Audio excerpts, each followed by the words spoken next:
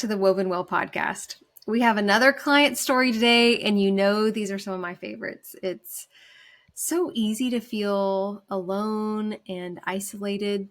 Certainly, there's no one out there dealing with the issues I'm dealing with or asking the questions that I'm asking, but there are, and you're not alone.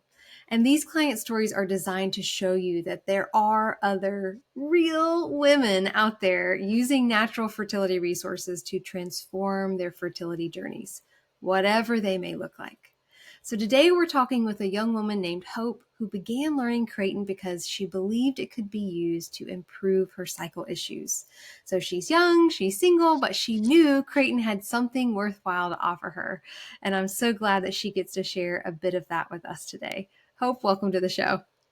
Thanks, Caitlin. Thanks for having me. I'm so excited. It's going to be great. Yeah, I'm really excited too. And I think you really have a lot to offer with your story. So let's start off with just sharing a little bit about yourself so listeners can get to know you a bit. Sure. Well, like she said, I'm very young. I'm 21, and I'm one of 6 kids. I'm the second oldest, and still live in my parents' house, but I'm okay with that.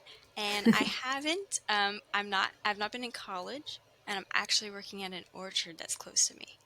It's a Which is pretty cool. sustainable organic orchard. Yeah, it's a new transition for me, but I love it. So that's currently where I am. I snowboard on the side when there's snow in my area. Which is also really cool. So I love that you do those things. I love that snowboarding is your hobby. You began working a little bit ago. You were not yet 21 when we started working together, but you had menstrual health struggles for a while. So I'd love to hear a little bit about what you were dealing with and maybe what you already knew about menstrual cycles in general at that point. Sure, that's a great question. So I was 12 when I got my first period, and I want to say I had a fairly solid, easy year and a half, maybe. And my introduction to periods was fairly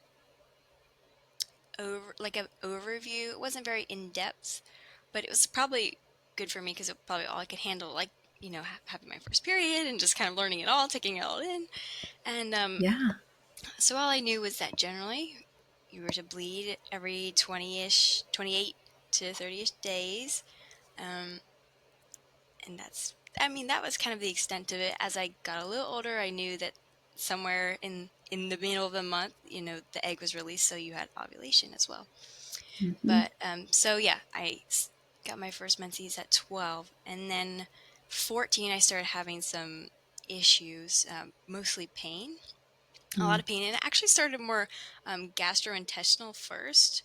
I had a lot of inflammatory things, it was like weird. I would throw up every other month, like have like a Mm-hmm. series of just being sick, but no reason. And then Yeah. it kind of further progressed in seeing my gynecologist and her having a suspicion that it was endometriosis. So then in 2018, when I was 15, I had one surgery to remove stage 2 endometriosis and went into, I think what they would consider it remission, went into remission. But then like after I'd say 3 years, I got to the point where like the tricks and tips that I learned along the way to manage the pain symptoms, and then I had new ones popping up. It was just pain at random times, pain during ovulation, like back pain, and like inflammation, body inflammation. So like my knees were, stiff, and my joints and things like that, and migraines as well. So I went back to my doctor, and she said, I suspect it's come back. And so then in 2021 November, I had the first surgery, and diagnosed with stage 4 endometriosis. Mm. And then I had, they couldn't do it then. They needed the Da Vinci robot, which is a very cool machine. If you've not known about it, it's very unique. So then in February of 2022, I had 2 surgeries to remove and repair the damage it had done in my body. Mm. So now, since then, I'm still kind of on that journey of total recovery, but that's where I found Caitlin, so here we are. Yeah. And I want listeners to hear that you started having painful periods at age 14. Hmm. And by age 15, you already had stage 2 endometriosis. Yeah.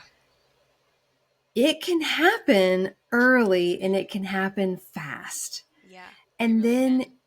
it came back for you, and Hmm. your description of how you felt it and all the different places and all the different symptoms you were having. A lot of times we get so compartmentalized that we would think, oh, well, I'm having Yeah. stiff joints, so I need to go to a joint doctor, or I'm Right. having migraines, so I need to go to a neurologist. But it's like, no, we Yeah. have to look at the whole person, whole body. And Yeah. we knew that endometriosis was something that you dealt with in the past. So maybe Hmm. let's look there next. And Yeah.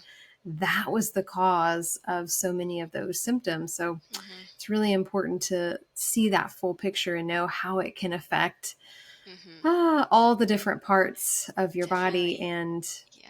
mm, And so, I consider myself a lucky one because typically I believe the like time it takes to get diagnosed with endometriosis is like average 10 years. So you're the fact right. that I got diagnosed, 3 years, 4 years after I actually had my first menses is huge. And I'm Yeah. forever blessed for that because, not only did I have stage 2, but then it increased to stage 4, which is you kind of see it the other way around. It's intense and then it decreases over the years. So I try not to imagine, but I do for a little bit of time to give me perspective Mm. that, if it had gone on and I haven't had anything, how much worse it would be. So, That's a great yeah. point, a really great point. And you mentioned that it was at that point that you were led to Creighton. And so Yeah. I'd love to hear, what that process was like, what appealed to you about Creighton, and how you decided to use it. Yeah. So once my initial thought was like, okay, let's just get endo taken care of. So we had the surgeries, and my doctor is a strong advocate, NAPRO, fertility care, obstetrician. So she loves all those types of things, and so she was encouraging me for and a while, and she's been persistent but very kind to let me decide when to do it on my own.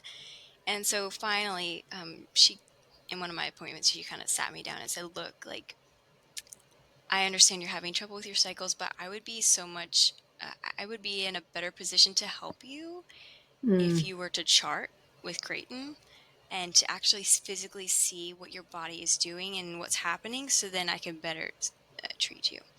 So that was kind of the first moment where I was like, okay, that's why it's beneficial. That's why I should do it. And that's really the appeal to me. That was the biggest thing. And my mom had done it before, so it wasn't completely unfamiliar to me. She didn't talk about it all the time just because she did it for like a stint of time, but it was hugely helpful for her. Um, yeah. so yeah, that's kind of how I got introduced.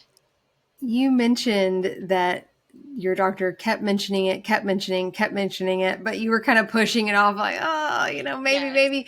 Tell me about those hesitations that you had about starting Creighton. What were your thoughts?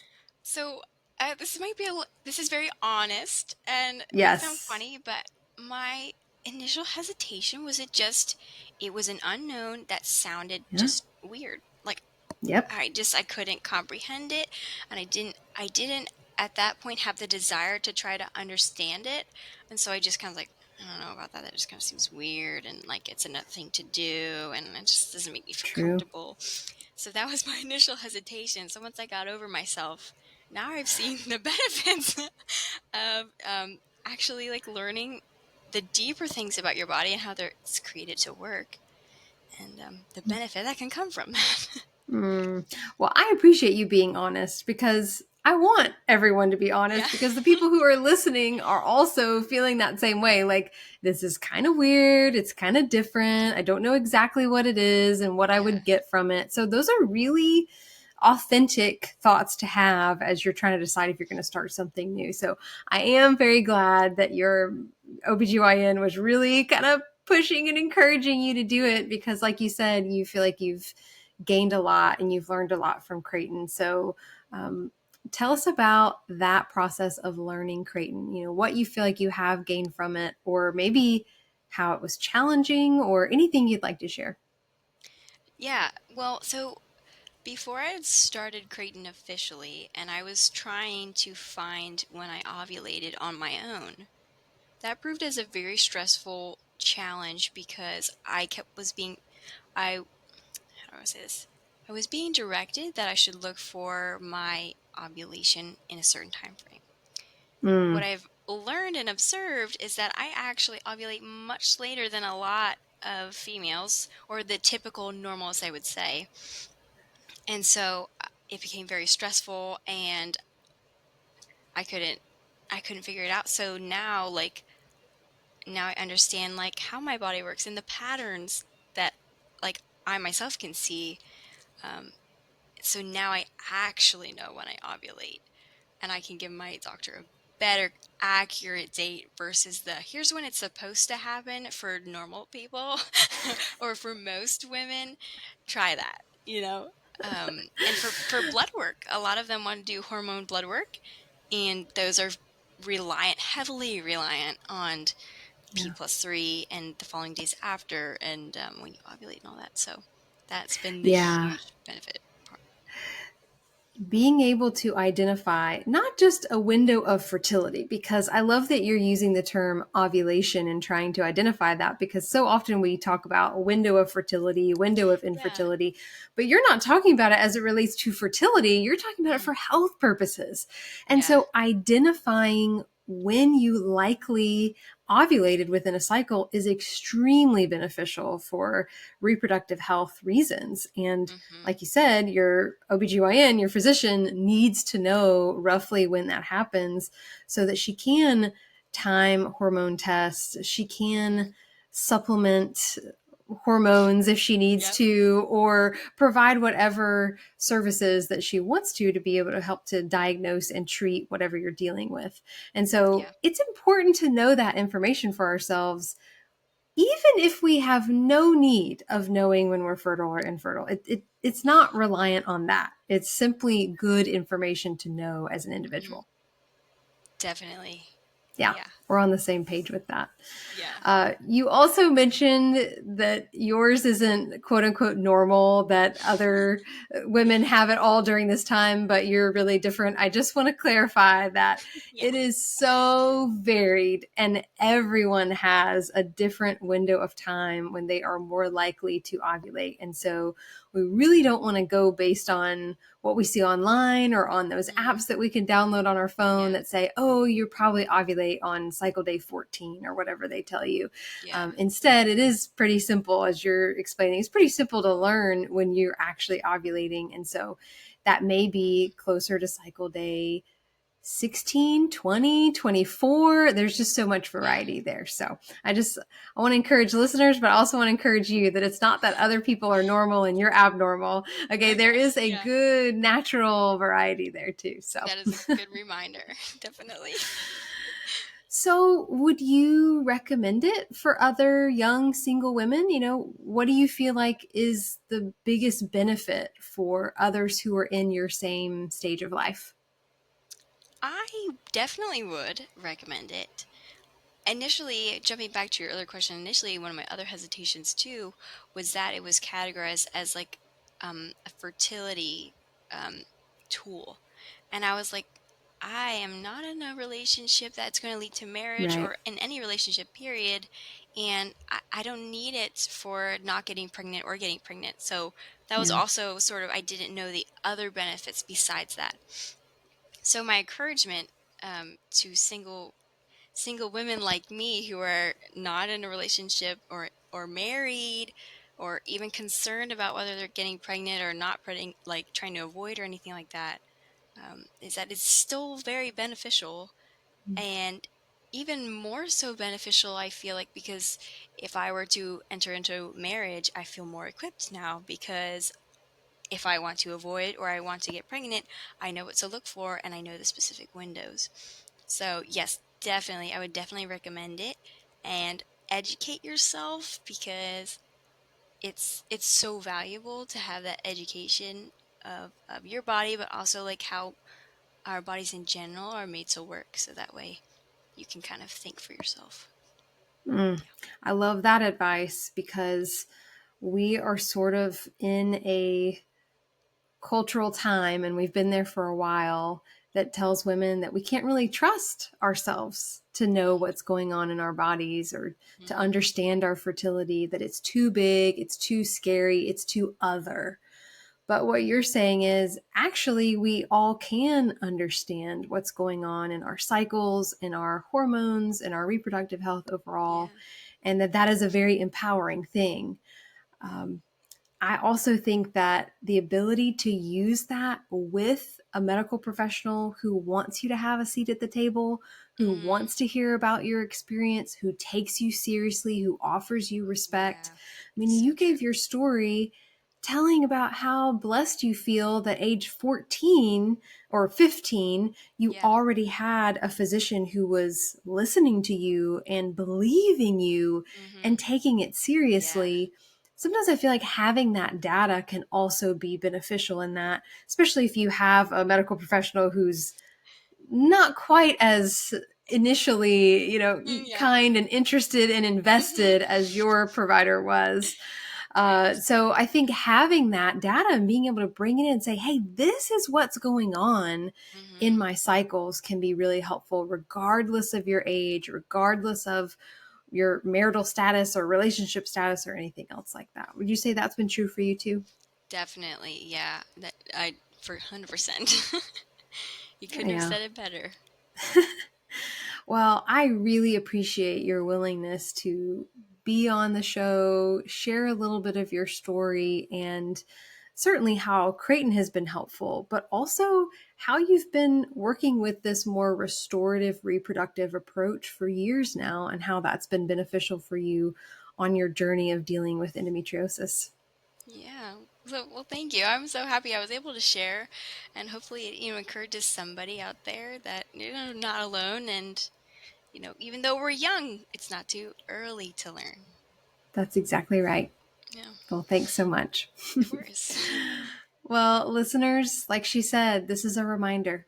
No one is disqualified from the benefits of Creighton or any restorative reproductive medical support. So you have options and resources and alternatives.